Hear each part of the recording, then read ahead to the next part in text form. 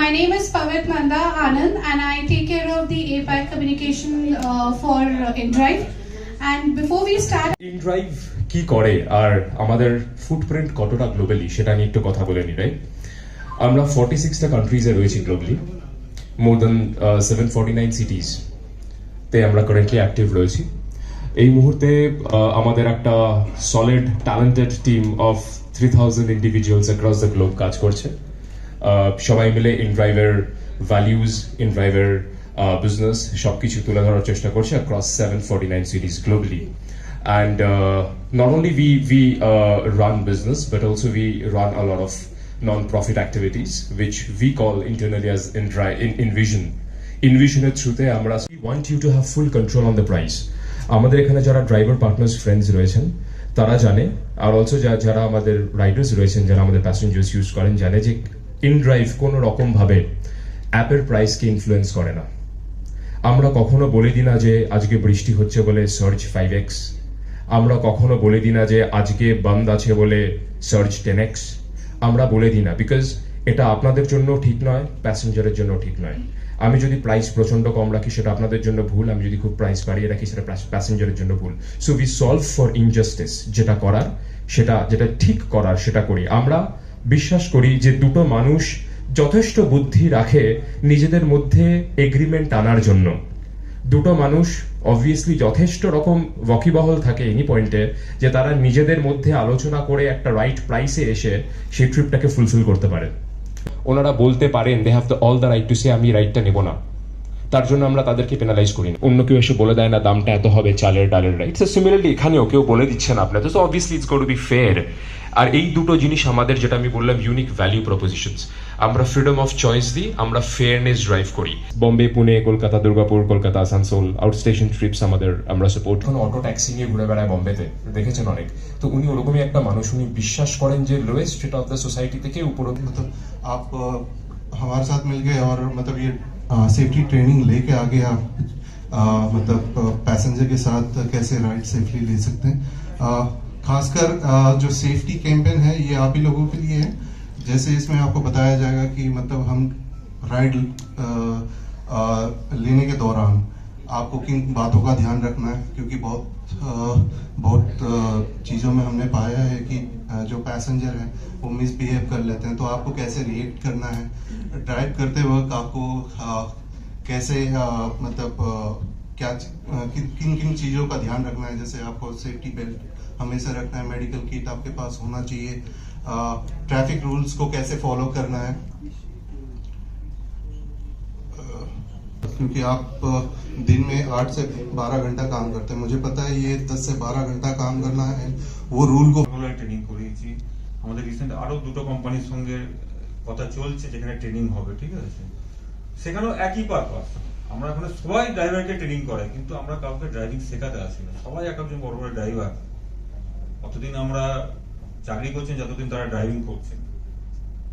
আবার এরকমও কিছুদিন আগে আমরা একটা কোম্পানিতে গেলাম, কলকাতা, ওয়ান অফ দ্য বড় ফ্লিট, যেখানে তাদের ফিডব্যাক হচ্ছে দিনে যদি 10টা করে ড্রাইভার আসে তাদের সঙ্গে অ্যাসোসিয়েট হতে, মানে 30 to 35% ড্রাইভার রিজেক্ট হয়ে যাচ্ছে। তার মধ্যে একটা কারণ থাকছে তাদের বডি ল্যাঙ্গুয়েজ, তাদের গ্রুমিং, তাদের চাল চলন, কথাবার্তা এরকম ভাবে যে তারা তাকে ড্রাইভার হিসেবে, মেবি তারা ভালো ড্রাইভার, তাদেরকে তারা সিলেক্ট করতে পারছে না। তো এইখানেই আমাদের ড্রাইভিং স্কুলের পার্টটা আছে। আমরা পার্সোনালি অনেক সময় দেখেছি, আমরা কিছু কিছু ড্রাইভারকে, মানে আমার কাছে ডেটাটা এখানে এরকমও দেখাতে পারতাম, মানে গভর্নমেন্টের ডেটা, যে একটা অ্যাক্সিডেন্টের একটা মেজর পোর্শন হচ্ছে হাতে লাইসেন্স আছে কিন্তু গাড়ি চালাতে জানে না, তারা গাড়ি চালাচ্ছে রাস্তায়। লাইসেন্স ক্যারি করে কিন্তু গাড়ি চালাতে জানে না। হ্যাঁ হবে তো, কিন্তু আমি তো না করাতে পারি। আমি আবার বললাম কি লোকে কি করছে দেখার দরকার নেই, বাট আমি কেন করে রাস্তায় গাড়ি চালাচ্ছি, আমি তো মরবি, অন্যজনকে মেরে দেবো, ঠিক আছে? The only person that coming from India, lekin Bharat mera pyar hai. When I came to India for the first time 12 years ago, before coming here, all of my friends and family, they were very concerned about safety. And frankly speaking, well, I was not, because I've been in love with this country since I was little, and I was dreaming to come in here.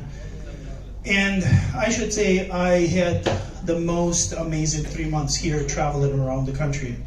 But I should say that when I came back here as an InDrive employee 10 years later, I could see a huge difference.